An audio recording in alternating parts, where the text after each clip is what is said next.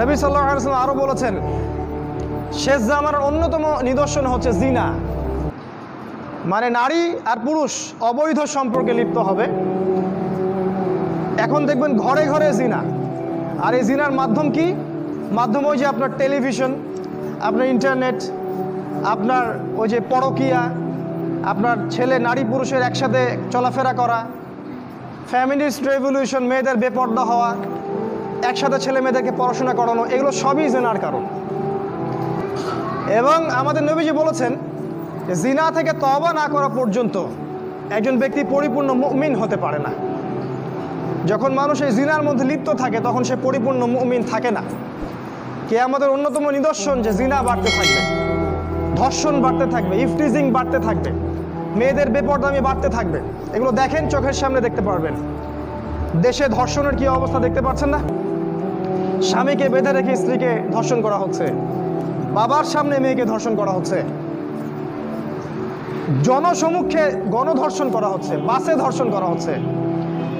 আর যেহেতু ইসলামিক কোনো অনুশাসন নাই এই সমাজে, ইসলামের অনুশাসন ছিল কেউ ধর্ষণ করলে তাকে মৃত্যুদণ্ড দিতে হবে, জনসমক্ষে মৃত্যুদণ্ড দিতে হবে, সেটা যেহেতু আমরা বাস্তবায়ন করতে পারিনি, এই জন্য পাপের কোনো শাস্তি হচ্ছে না।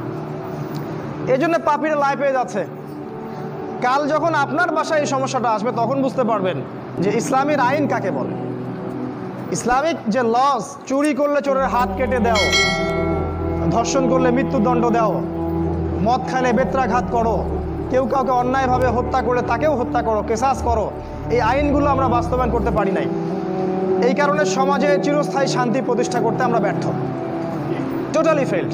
এক কথায়, যতক্ষণ পর্যন্ত সমাজ আল্লাহর বিধান অনুযায়ী না চলবে ততক্ষণ পর্যন্ত সমাজে আপনি শান্তি পাবেন না। সমাজ তো দূরের কথা, আপনি পরিবারেই শান্তি পাবেন না, ব্যক্তিতেই শান্তি পাবেন না। আর নবীজি বলেছিলেন সাল্লাল্লাহু আলাইহি ওয়াসাল্লাম, কিয়ামতের আগে আগে খেলাফত উঠে যাবে এবং আল্লাহর আইনও উঠে যাবে। তিনি আরও বলেছেন, কিয়ামতের অন্যতম নিদর্শন হচ্ছে মাদকদ্রব্য। মানুষ মাদকদ্রব্য খাবে, এটাকে হালাল মনে করে খাবে। মদ খাবে, এটাকে হারাম মনে করবে না। মদের নাম অন্য কোনো নাম দিয়ে তারা মদ খাবে। আজকে যুবকদের প্রধান সমস্যা দেখবেন মাদক। ম্যাক্সিমাম যুবক মাদকদ্রব্য খায়, ইয়াবা খায়, ফেন্সিডিল খায়, গাঁজা খায়, তারি খায়, খায় না? ইউনিভার্সিটির ছেলেপেলেদেরকে দেখেন, মাদ্রাসার ছেলেদের কথা বাদ, এরা এগুলোর সাথে আলহামদুলিল্লাহ ওদের মতো জড়িত নয়। ইউনিভার্সিটির ছেলেগুলোকে দেখেন, ম্যাক্সিমাম মাদকদ্রব্যের সাথে জড়িত।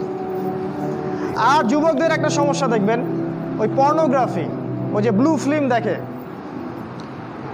যুবকদের ভিতর একটা চেতনা থাকে, ইমানি দীপ্তি থাকে, এই চেতনাটাকে নষ্ট করার তাদের দুইটা অস্ত্র ছিল। মানে ইসলামের শত্রুরা দুইটা অস্ত্র প্রয়োগ করেছে, সেটা হচ্ছে 1 নাম্বার মাদক, আর 2 নাম্বার হচ্ছে এই পর্নোগ্রাফি বা অশ্লীলতা। মেয়েদেরকে ল্যাংটা করে ছেড়ে দিবে যুবকদের সামনে এবং তাদের চরিত্র অধঃপতনের অতল তলে চলে যাবে।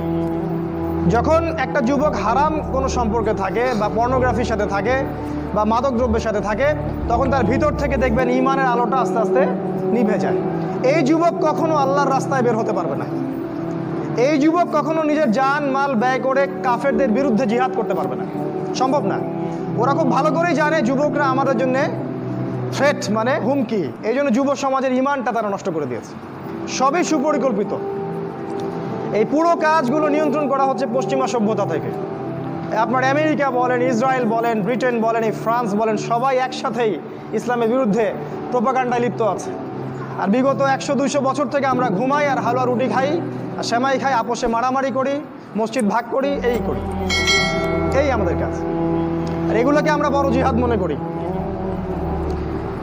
হানাফি ভাই সালাফিকে দেখতে পারি না, সালাফি হানাফিকে দেখতে পারি না, এই দল সেই দল, এই তরিকা সেই তরিকা, একজনের সাথে আরেকজন ওঠা বসা নাই, চলাফেরা নাই, এমনকি সালামটা পর্যন্ত দেই না। সুবহানাল্লাহ। আমাদের নবীজি বলেছেন যে একজন ব্যক্তি জান্নাতে যেতে পারবে না যতক্ষণ না সে মুমিন হয়, আর ততক্ষণ একজন মুমিন হতে পারবে না যতক্ষণ একজন মুসলিম আরেকজন মুসলিমকে ভালো না বাসে। তিনি বলছেন, আমি কি তোমাদেরকে জানিয়ে দেব, আলা আদুল্লুকুম বিশাই, এমন কিছু তোমাদেরকে জানিয়ে দিব যেটার দ্বারা তোমরা একে অপরকে ভালোবাসতে পারবে? সাহাবীরা বললেন, জানিয়ে দিন ইয়া রাসূলুল্লাহ। তিনি বলেন, তোমরা সালামের প্রচার করো, খালি সালাম দাও, মানুষকে সালাম দাও।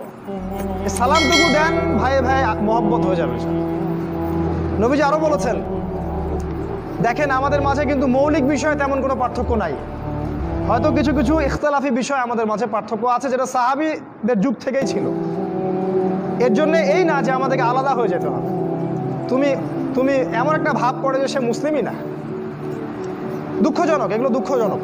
নবীজি বলেছেন কিয়ামতের আগে এই উম্মাহ ৭৩টা দলে বিভক্ত হয়ে যাবে।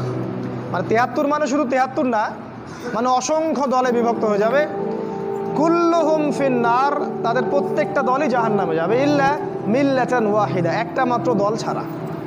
কিলা, বলা হলো মান হিয়া ইয়া রাসূলুল্লাহ, ওই একটা মাত্র নাজাতপ্রাপ্ত দল কারা হে আল্লাহ রাসূল সাল্লাল্লাহু আলাইহি ওয়াসাল্লাম? তিনি বলেন মা আনা আলাইহি ওয়া আসহাবি, আমি যার উপরে আছি এবং আমার সাহাবীরা যার উপরে আছে। মানে আমাদের প্রতিটা কাজ যদি রাসূল এবং সাহাবীদের সাথে মিলে যায়, আলহামদুলিল্লাহ আপনি সেই দলের মধ্যেই আছেন। আপনি হয় গাইবান্ধায় থাকেন, আর রংপুরে থাকেন, আর বাংলাদেশে থাকেন, আর পাকিস্তানে থাকেন, এটা বড় কথা না। আপনার আদর্শ ঠিক আছে কিনা এটা বড় কথা। মুসলিম উম্মার এই বিভক্তি কিয়ামতের একটা আলামত। তিনি আরো বলেছেন সাল্লাল্লাহু আলাইহি ওয়াসাল্লাম, কিয়ামতের আগে সত্যবাদীকে বলা হবে মিথ্যাবাদী, আর মিথ্যাবাদীকে বলা হবে পরম সত্যবাদী। যত মিথ্যা মিডিয়ার মাধ্যমে যত মিথ্যা প্রচার করা হয়, আর আমরা গরু ছাগলের মতো মুসলিমরা এগুলা গিলি খেলে। মুসলিমদেরকে মিডিয়া বানিয়ে দিল সন্ত্রাসী এবং জঙ্গি, আর আমরা ওদের সাথে তালে তাল মিলিয়ে শব্দগুলো আমরাই বলি। আর ওরা সারা বিশ্বে লক্ষ লক্ষ মানুষকে মেরে ফেললো, আফগানিস্তানে, পাকিস্তানে, ইরাকে, ইরানে, এই যে মায়ানমারে, চায়নায়, সিরিয়ায়, ইয়েমেনে। ওরা কেউ জঙ্গি না, ওরা কেউ সন্ত্রাসী না। যখন মুসলিমরা বলে আমরা কোরআন এবং সুন্নাহর উপর থাকতে চাই, আমরা আল্লাহর বিধান বাস্তবায়ন করতে চাই, তখনই আমরা জঙ্গি আর সন্ত্রাসী হয়ে যাই। এই মিডিয়ার মধ্য দিয়ে সত্যকে মিথ্যা বানানো হয়েছে, আর মিথ্যাকে সত্য বানানো হয়েছে। পৃথিবীর সবচেয়ে ফাসেক, জালেম, মুনাফেক যে, তাকে বলা হচ্ছে মিডিয়া এটা পরম সত্যবাদী, মহাপুরুষ। অথচ জীবনে এক ওয়াক্ত নামাজও সে কখনো পড়ে নাই। বাক স্বাধীনতার নামে আজকে রাসূল সাল্লাল্লাহু আলাইহি ওয়াসাল্লামের নামে কটূক্তি করা হচ্ছে, তাকে অপমান করা হচ্ছে, তার কার্টুন আঁকা হচ্ছে, আর আমরা মুসলিমরা বসে ঘরে বসে হালুয়া খাচ্ছি। আমরা কিছু বললেই এটা হয়ে যাচ্ছে আগ্রাসন, মৌলবাদী। আর ওরা এরকম হাজারটা কাজ করলেও এটা বাক স্বাধীনতা, মত প্রকাশের স্বাধীনতা। আসলে ভাই ঈমান সেই জায়গায় আর নাই। মৃত্যু হলেই বুঝতে পারবেন যে কোন জায়গায় ঈমান ছিল। আল্লাহ পাক বোঝার তৌফিক দান করুন। তিনি বলেছেন কিয়ামতের আগে আমানতদার ব্যক্তিকে বলা হবে খেয়ানতকারী, আর খেয়ানতকারী ব্যক্তিকে বলা হবে পরম আমানতদার। যারা সবচেয়ে বড় দুর্নীতিবাজ ওদেরকে বলা হবে মহাপুরুষ, খুব ভালো মানুষ, হাজী সাহেব। আর যারা বড় বড় আলেম ওলামা স্কলার, তাদের অবস্থা দুই জায়গায় হবে, হয় মাটির তলে, না হলে জেলখানায়। ইমাম ইবনে তাইমিয়া রাহিমাহুল্লাহ সালাফি মানহাজের অনেক বড় একজন আলেম, আপনারা সবাই তার নাম জানেন। তিনি বলেছিলেন যে হকপন্থীদের অবস্থান দুইটা জায়গায় হয় সাধারণত, একটা হচ্ছে কারাগারে অথবা মাটির তলে। তিনি আরো বলেছেন রাসূলুল্লাহ সাল্লাল্লাহু আলাইহি ওয়াসাল্লাম, কিয়ামতের আগে হত্যা বাড়তে থাকবে। হত্যা মানে একজন মানুষকে হত্যা করা হবে, মানুষ জানবে না আমাকে কেন মারা হচ্ছে, আর যে হত্যা করবে সেও বুঝবে না কেন ওকে মারলাম। হত্যা, হারাজ। সাহাবীরা জিজ্ঞাসা করলেন ইয়া রাসূলুল্লাহ, হারাজটা কি জিনিস? নবী সাল্লাল্লাহু আলাইহি ওয়াসাল্লাম বললেন হারাজ মানে হচ্ছে হত্যাকাণ্ড, ব্যাপক হত্যাকাণ্ড। পুরো বিশ্বের দিকে তাকায় দেখেন, খালি রক্ত আর রক্ত। ওই চায়নায় তাকায় দেখেন, আমাদের উইঘুর ভাই বোনদেরকে মেরে ফেলা হচ্ছে। এই মিয়ানমারের দিকে তাকায় দেখেন, ওখানে রোহিঙ্গা ভাইদেরকে মেরে কুটি কুটি করে কাটা হলো, ওরা পালিয়ে বাংলাদেশে চলে আসলো। কাশ্মীরের দিকে তাকান, সেখানে মারা হচ্ছে। আফগানিস্তানে তাকান, সেখানে মারা হচ্ছে। সিরিয়ার দিকে দেখেন, লক্ষ লক্ষ বাচ্চা, এই যে ছোট ছোট বাচ্চাগুলোকে বোম দিয়ে মেরে ফেলা হচ্ছে। আপনার বাচ্চাকে কেউ যদি বোমা মেরে ফেলে কেমন লাগবে আপনার? উম্মার সবাইকে আমরা নিজের মনে করতে পারি না যে এই উম্মা আমার, এই বাচ্চাগুলো আমার, এই যুবক ভাইরা আমার ভাই, এটা মনে করতে পারি না। আমরা খুব স্বার্থপর হয়ে গেছি আর কি। ইয়েমেনের দিকে তাকায় দেখেন, প্রায় 10 লক্ষ শিশুকে ওখানে না খেয়ে মেরে ফেলা হয়েছে। 10 লক্ষ শিশুকে। কয়টা দেশের উদাহরণ দিব? সারা বিশ্বের দিকে তাকায় দেখ, খালি হত্যা আর হত্যা। আর এই কথাটাই ফেরেশতারা বলেছিলেন। আল্লাহ যখন আদমকে সৃষ্টি করতে চান, তখন ফেরেশতারা বলেছিলেন কি দরকার মানুষকে সৃষ্টি করার? পৃথিবীতে গিয়ে হয় ফাসাদ সৃষ্টি করবে, না হলে হত্যাপাত, রক্তপাত ঘটাবে। দেখেন মানুষ ওই দুইটা কাজই করে। এরকম অসংখ্য নিদর্শন নবীজি বলেছেন কিয়ামতের আগে আগে হবে। এগুলো চোখের সামনে আপনি দেখতে পারবেন। এই ঘুষ, এই দুর্নীতি, এই জিনা, ব্যভিচার, মাদক, সুদ সবই কিয়ামতের আলামত। যাকাত দেওয়ার মানুষ খুঁজে পাওয়া যাবে না। মুসলিমদের সম্পদ এত বাড়তে থাকবে। সামাজিক মূল্যবোধ বলে কিছু থাকবে না। এই যে প্রতিবেশীর সাথে ভালো আচরণ, মানুষকে সুন্দর সৌহার্দ্যপূর্ণ ব্যবহার, এগুলো থাকবে না। নবীজি বলেছেন ইলম উঠে যাবে, জ্ঞান, কোরআন সুন্নাহর যে জ্ঞান এটা উঠে যাবে। আর জাহেলিয়াত সমাজে বর্ষণ হতে থাকবে। জাহেলিয়াত দেখবেন যত প্রকার জাহেলিয়াত, এটাকে মানুষ প্রযুক্তি মনে করে, মর্যাদা মনে করে, উন্নত অগ্রগতি মনে করে। আর কোরআন সুন্নাহর যে মৌলিক জ্ঞান, এটাকে মানুষ মনে করে এগুলো হুজুরদের কাজ আর মোল্লার দৌড় মসজিদ পর্যন্ত। কোরআন হাদিসে এসেছে শেষ জামানায় মানুষ কোরআনকে পরিত্যাগ করবে। মানুষ কোরআন খুলে দেখার সময় পাবে না। সারাদিন অনেক কিছু পড়বে, কোরআন খুলে গবেষণা করার সময় হবে না। দেখেন আপনার বাসায় কোরআন পড়ে আছে, সেই যে বাপ মারা গেছে ওই দিন খুলছিলেন, এখনো ওই ঘরেই পড়ে আছে। দেখেন, মিথ্যা কথা বলি নাকি আমি? দেখেন, মানুষ কোরআন নিয়ে গবেষণা করবে না, তাদাব্বুর ছেড়ে দিবে। অথচ আল্লাহ পাক এই কিতাবটা নাজিল করেছেন আমাদের জন্য, আমাদের ইহকালীন কল্যাণ, পরকালীন মুক্তির জন্য। এমন কোনো বিষয় নাই যেটা আল্লাহ কোরআন এবং হাদিসে বলেন নাই। প্রত্যেকটা বিষয়, কেমনে খাবেন, কেমনে ঘুমাবেন, কিভাবে ইবাদত করবেন, কিভাবে দেশ চালাবেন, কেমন করে মুআমালাত করবেন, কেমন করে ব্যবসা করবেন, কিভাবে আপনি অর্থনীতি চালাবেন, প্রতিটা বিষয়ে আপনার কোরআন এবং সুন্নাহ আছে। এটা খুলে দেখার সময় হচ্ছে না। তাহলে হেদায়েত নিবে কিভাবে? বিশ্বাস করেন কিয়ামতের আগে একদিন, এক রাতের মধ্যে এই কোরআনের সব পাতাগুলো আল্লাহ তুলে নেবেন আসমানে। হাদিসে এসেছে কোরআনের শুধু পৃষ্ঠাগুলো থাকবে, কালি থাকবে না। এটা শেষ জামানায় হবে সামনে। তিনি আরো বলেছেন যে এই কোরআন পরকালে হয় এই উম্মার পক্ষে সাক্ষী দিবে অথবা বিপক্ষে সাক্ষী দিবে। এই কোরআন কথা বলবে কাল কিয়ামতের মাঠে, বলবে যে আমাকে সে তেলাওয়াত করে নাই, আমাকে গবেষণা করে নাই। আল্লাহ এই কোরআন নিয়ে তারা হেদায়েত খোঁজেনি, তারা অন্য জায়গায় হেদায়েত খুঁজেছে। আর কোরআন যার বিপক্ষে সাক্ষী দিবে, কেউ কখনো তাকে জাহান্নাম থেকে বাঁচাতে পারবে না। নবীজি এটাই বলেছেন, আল কোরআন হুজ্জাতুন লাকা ওয়া আলাইক, কোরআন তোমার পক্ষে দলিল অথবা বিপক্ষে দলিল। দেখেন, এই কোরআনটা আল্লাহ পাক পাঠিয়েছেন আমাদের মুক্তির জন্য। আমাদের উচিত হবে আজকে থেকে আল কোরআনকে সময় দেয়া, পড়তে শিখুন, অর্থ শিখুন। আগামী রমাজান আসার আগেই কোরআনটা রিডিং পড়ে শেষ করে দেন। আপনার কাছে যে তাফসির ভালো মনে হয় সেটাই পড়েন। আমি বারবার একটা কথা বলি, পড়াশোনা করেন, পড়াশোনা করেন। এলেম ছাড়া আপনাকে শেষ জামানায় কেউ বাঁচাতে পারবে না, কোনো হুজুরও বাঁচাতে পারবে না। কারণ আমরা যারা দাড়ি টুপি নিয়ে ইসলামের দাওয়াতি কাজ করি, আমাদের মধ্যে অনেক প্রতিবন্ধকতা আছে।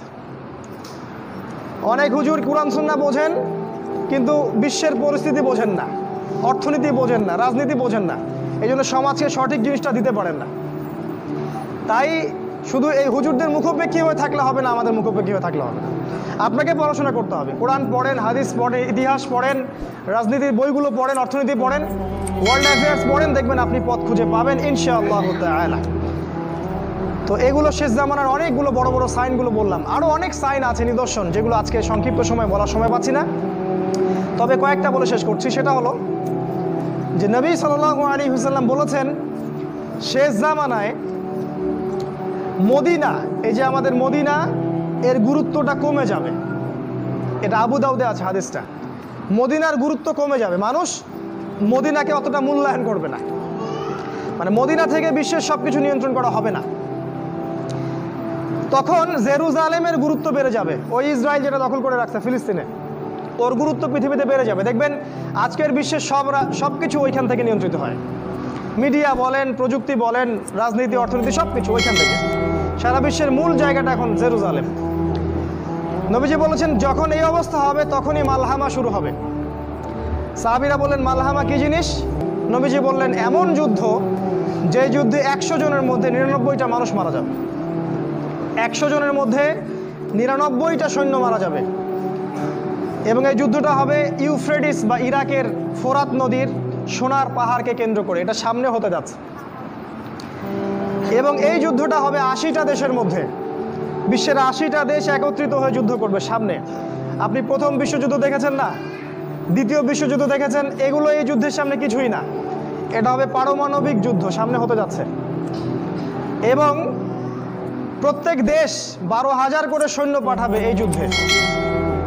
এরা সবাই মিলে যখন এই যুদ্ধে অংশ নিবে, তখন এরা মুসলিমদের উপর ব্যাপক নির্যাতন চালাবে। সামনে হতে যাচ্ছে এটা। আগামী 5, 10, 15 বছরের মধ্যে আল্লাহ ভালো জানেন, আল্লাহ ভালো জানেন। কিন্তু আমাদের অনুমান 10 বছরের মধ্যে হতে পারে, 5 বছরের মধ্যে হতে পারে।